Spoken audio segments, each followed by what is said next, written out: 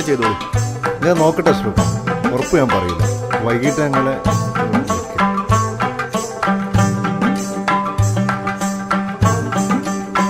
പടച്ചറപ്പ എന്തൊക്കെ കാണും.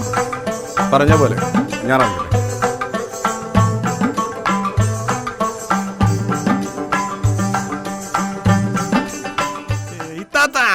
ആ കുഞ്ഞാണിയോ, എന്താ എന്റെ പുതിയ പ്രശ്നം? എന്റെ പ്രശ്നം എന്താ, ഞാനും ഉപ്പയും ചേരൂല. എന്താ?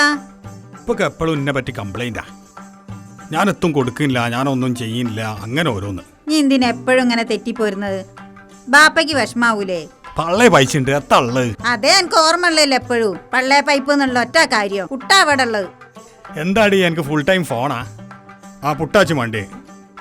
ചായക്ക് ചൂടില്ല, തണ്ണി കഴിക്കുന്നു. അത് ചൂടുള്ള ഒരു ഗ്ലാസ് നിങ്ങൾ വേറെ ഉണ്ടാക്കിയോളി. നീ പവും വേണോ? പുട്ട് ഇത്രേ ഉള്ളൂ, നിങ്ങൾ ഒരു കുറ്റിയും കൂടെ ഉണ്ടാക്കിയോളി. അപ്പൊ അത് തിന്നയ്യേ.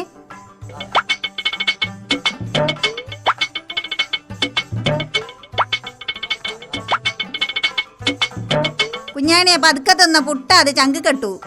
ആ ഒക്കെ ഞാൻ നോക്കിയോളാം. തിന്ന് തിന്ന് നിർത്തണ്ട.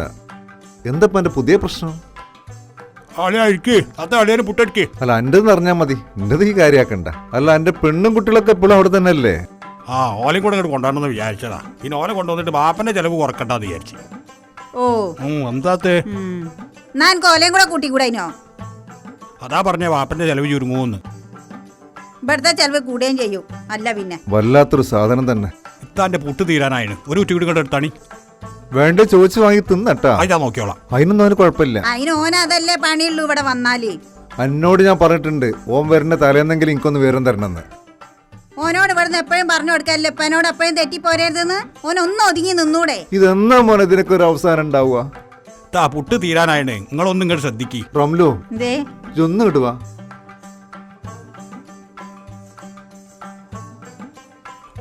ഓ പഴയ മാതിരി ഒന്നും വിശപ്പില്ല.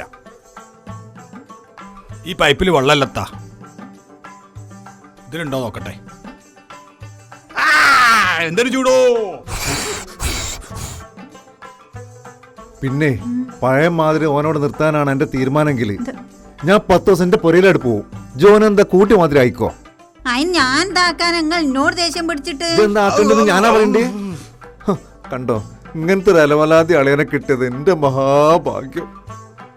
നക്ക ഉണ്ടാക്കി കൊടുക്ക്. എന്താ വേണ്ടിച്ചാ കൊടുക്ക്.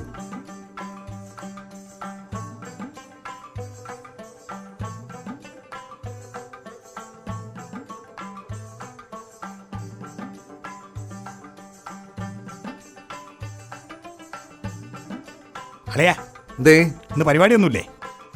എന്തേ അതിന്റെ അടുത്ത് വല്ല പരിപാടി ഉണ്ടോ? എത്ത് പരിപാടി? അല്ല ജിപ്പളാ പോണത്? ഞാൻ കുറച്ച് ദിവസം ഇവിടെ ഉണ്ടാവും. ബാപ്പാന്റെ പുറം നിൽക്കാൻ പറ്റാത്ത അവസ്ഥ. അതിന് ഇങ്ങോട്ട് പോകുന്നില്ലേ?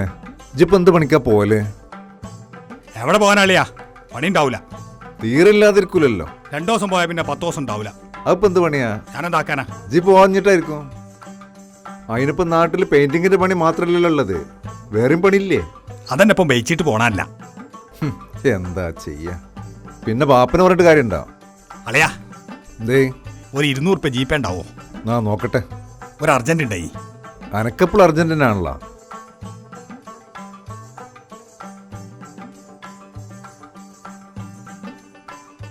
ആ അയച്ചണ്. അല്ല അതിന്റെ ക്യാഷ് എന്താ? ഇത്താ അളിയന് നിങ്ങളുടെ പോകുന്നുണ്ടോ?